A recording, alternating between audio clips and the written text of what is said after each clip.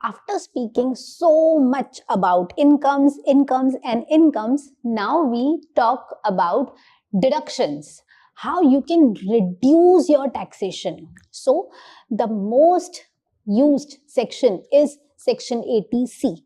Now what does this section 80C says? 80C says that when you do certain investments, like whatever are the products given in 80C, that you put your money in ELSS, put your money in PPF, put your money in FDs and specific LIC, then you will get the deduction for that.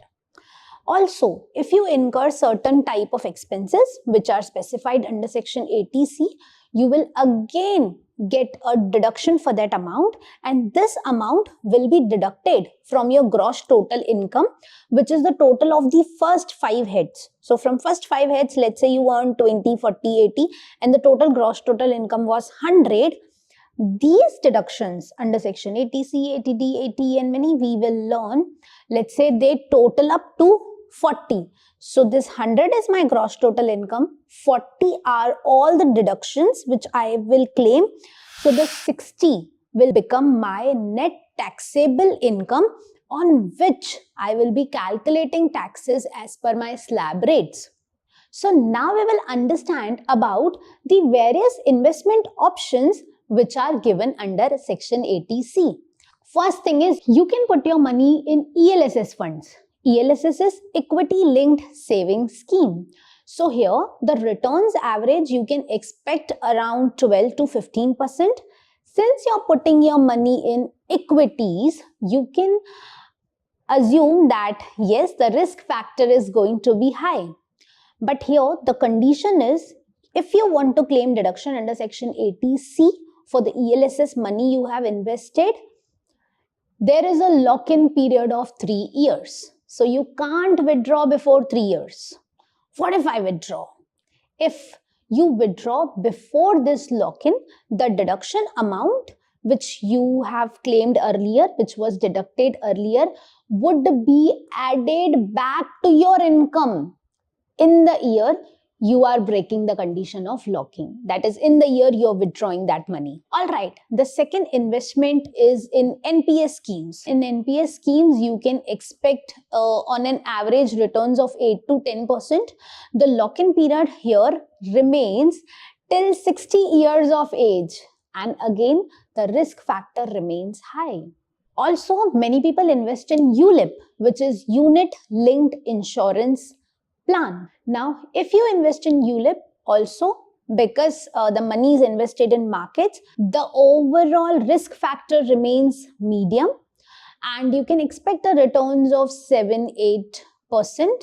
But again, here the lock-in is for 5 years.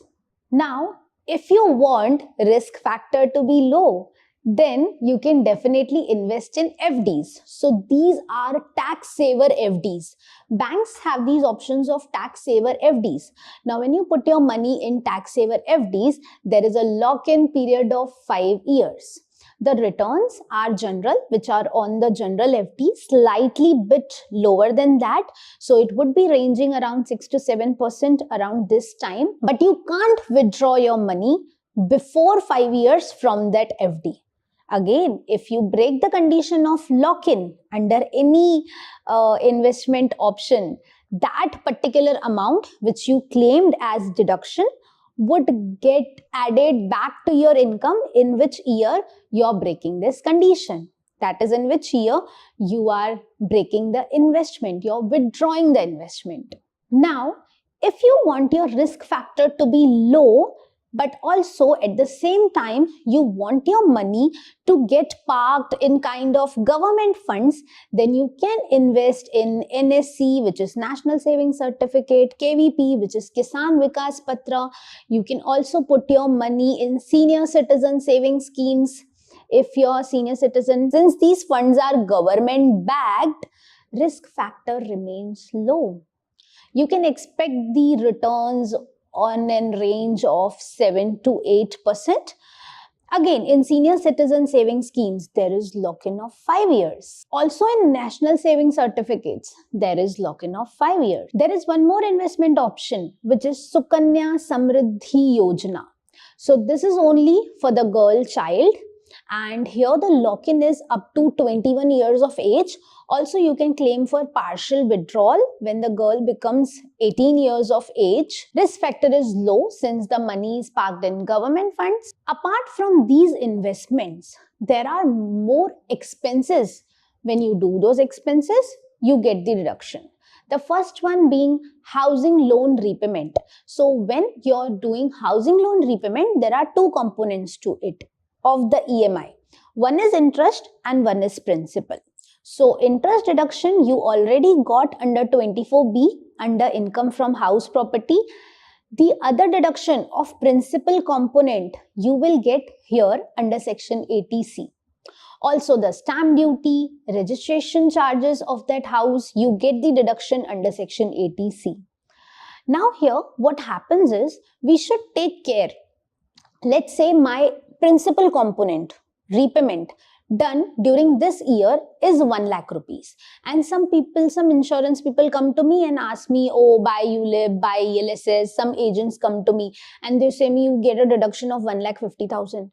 No, I'm already having housing loan repayment of 1 lakh, so I can utilize only remaining 50,000. Why? Because the total cap of section 80C is 1,50,000 only.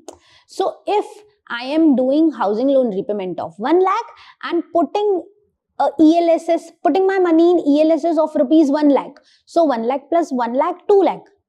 But what's the total deduction which I will get? What's the cap? That's only 1,50,000. So when you're doing investments, when you're doing expenses, take care of the total cap and then accordingly take your investments decisions. Also, there are certain more expenses like tuition fees. So all the education expenses of 2 children are allowed deductible under section 80C. Be careful that only the term fees which you pay to the school is allowed, not the coaching expenses or the transport expenses, etc., etc. And all these deductions are capped at rupees 1,50,000. Now you get additional 50,000 if you're putting your money into NPS, which is National Pension Scheme. And this additional 50,000, the best part is also allowed under new scheme. So when we talk about old regime and new regime, under the old regime, all those 80C benefits are not there. But this 50,000, you're allowed under old regime also and under new regime also.